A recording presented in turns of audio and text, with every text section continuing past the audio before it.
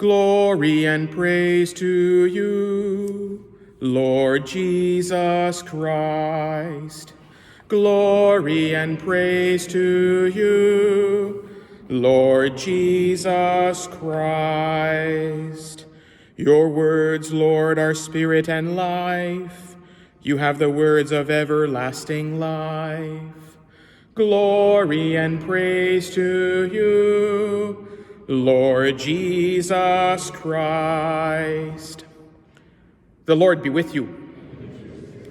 A reading from the Holy Gospel according to Matthew. Jesus went up the mountain, and he began to teach his disciples. Do not think that I have come to abolish the law or the prophets. I have come not to abolish, but to fulfill. For truly I tell you, until heaven and earth pass away, not one letter, not one stroke of a letter, will pass from the law until all is accomplished. Therefore, whoever breaks one of the least of these commandments and teaches others to do the same will be called least in the kingdom of heaven. But whoever does them and teaches them will be called great in the kingdom of heaven. The Gospel of the Lord. To the person of the gospel sins wipe away.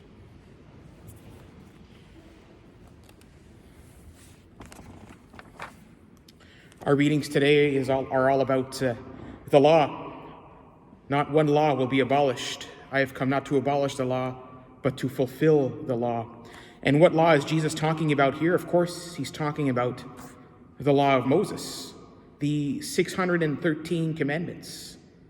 I mean, if I asked you what your phone number is, you'd probably tell me my phone number is 613-241-7496. That's the cathedral's phone number.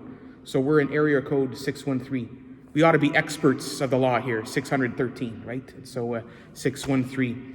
And so, of course, he's talking about those laws. And one thing that struck me about the law and what the law is, just to maybe give us an image, is at the end of the first reading today, Jesus says, make them known to your children and your children's children. So I heard this at the seminary, actually, this analogy between the law and something that is for kids. It's actually called have you ever heard of a playpen? It's kind of like something we put kids in so that they could play freely type of thing, right? And so sometimes you'll put, if you have babies, you'll put, if you want a gate on top of the stairs, you'll put a few things to kind of block them from getting under the kitchen sink where all the poison is and stuff like that, in order to protect them. And so this is kind of the idea of a playpen, is that we kind of put the child somewhere where they can kind of roam freely inside of the confines of the playpen, and so they can't go outside of that. And so they could play, they could do whatever they want inside of the playpen, but as soon as they are outside of the playpen, that's where there's danger, right? That's where the fireplace is. That's where the stove is. That's where all the chemicals are, household chemicals and whatnot, that we don't want them to touch and all of that. And so I think this is an analogy that we can use for the law, right? The law. It's meant to be something that gives us freedom, actually. This is what Moses is saying. Israel, give heed to the statutes and ordinances that I am teaching you to observe, so that you may live to enter and occupy the land that the Lord, the God of your ancestors, is giving you. He's talking about here entering into the promised land, being truly set free. This is what the Lord is doing with his people. He's setting them free from their oppressors, from the Egyptians. And after their long journey of 40 years in the desert, they're about to enter the promised land, which is the land of freedom and land of flowing with milk and honey. And so the law kind of gives us actually freedom, in a sense, where within the confines of the law, we are free to act in however way we want, as long as we don't kind of cross those lines. But as soon as we cross those lines, as soon as we break the law, or we break one of the commandments that the Lord gives us, especially the 10 commandments, that's where danger can happen. That's where we can get hurt, actually. And that's why the law exists, so that God can protect us. God can keep us safe and protect us. Because when we cross those lines, that's when we can hurt others. That's when we can hurt ourselves, right? And so this is why the law exists, so that one, freedom, but two, for safety, for our own safety and for our own protection.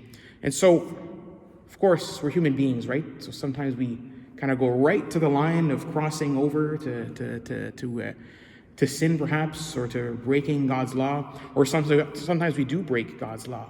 And that's where the Lord gives us opportunities to turn back to him, like the sacrament of reconciliation.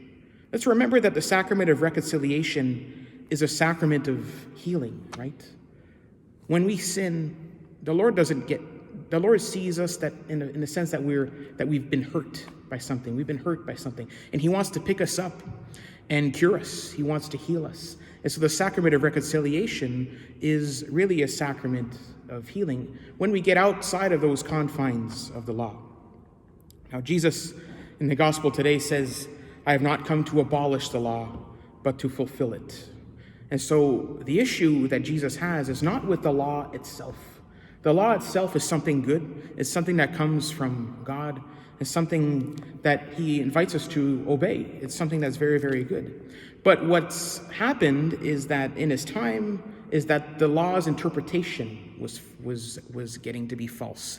Whoever was interpreting and making the rules for everyone to follow, well, that was the issue there. And so it's like that playpen, if you want, that I'm talking about, was getting smaller and smaller. And so more and more restricting on the freedom. And so Jesus, when he's saying, "I have come not to abolish, but to fulfill," he's kind of bringing it back to that just equilibrium, if you want, between the freedom that the law can give, but also the safety that the law provides. And fulfillment also, Jesus here, he's on the mountain, the Sermon on the Mount. This is where we are in chapter 5 of the gospel today. And Jesus here is preaching on top of the mountain. This is right after he says his famous Beatitudes. "Blessed are the pure in heart. Blessed are the merciful. Blessed are the poor in spirit." This word blessed, it actually means happy. That's the new law that Jesus is providing. That's the fulfillment of the old law that Jesus is providing. It's providing us happiness. That's the fulfillment of the law.